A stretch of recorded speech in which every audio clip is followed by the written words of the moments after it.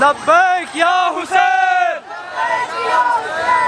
لبوں پر لبیک یا حسین کی صدائیں سجائے یہ قافلے صبح سویرے اربعین حسین کی مثل میں اپنے اپنے گھروں سے روانہ ہو کر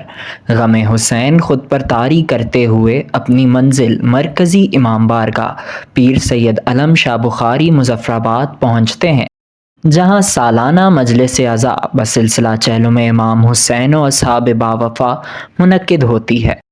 نامور ذاکرین و علماء حمد و ثنائے پروردگار کے بعد فضائل و مصائب شہدائے کربلا سے نوجوان نسل کو مقصد کربلا سے روشناس کرواتے ہیں اور یہ باور کرواتے ہیں کہ عزاداری سید الشہداء صرف مجلس و ماتم تک محدود نہیں، بلکہ یہ ایک تحریک ہے جس کا مقصد حق کی حمایت اور باطل کی مخالفت ہے۔ جہاں ذاکرین فضائل و مصائب سے غم حسین شرکائے مجلس پر طاری کرتے ہیں، وہیں علماء اسلامی تعلیمات اور زندگی محمد و آل محمد پر روشنی ڈالتے ہیں۔ قتل و غارت خون ریزی پھر بھی عزاداروں کے ہجوم دیکھو،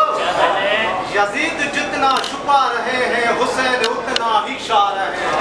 مجلس کے اختتام پر شبیہ علم و ذوالجناح کے برآمد ہوتے ہی جلوس عزا نکالا جاتا ہے، جو مرکزی امام بارگاہ سے اپنے روایتی راستوں پر گامزن ہو کر اپنے پہلے پڑاؤ اپر اڈا لال چوک پہنچتا ہے، جہاں زعماء و عمائدین جلوس سے خطاب کرتے ہیں۔ جی ہاں ناظرین، اس وقت ہم موجود ہیں دارالحکومت مظفرآباد کے مرکزی چہلم امام حسین علیہ السلام کے جلوس میں، جس سے قبل مشی کی صورت میں دارالحکومت مظفرآباد کے کئی علاقوں سے عزاداران امام مظلوم نے مرکزی امام بارگاہ پیر سید علم شاہ بخاری کا رخ کیا، جہاں سالانہ مجلس عزا بسلسلہ چہلم امام حسین علیہ السلام و صحابہ منعقد ہوئی۔ مرکزی جلوس برآمد ہو چکا ہے، جو اس وقت اپنے روایتی راستوں پر گامزن ہے، اور یہ دوبارہ مرکزی امام بارگاہ پیر سید علم شاہ بخاری پر اختتام پذیر ہوگا۔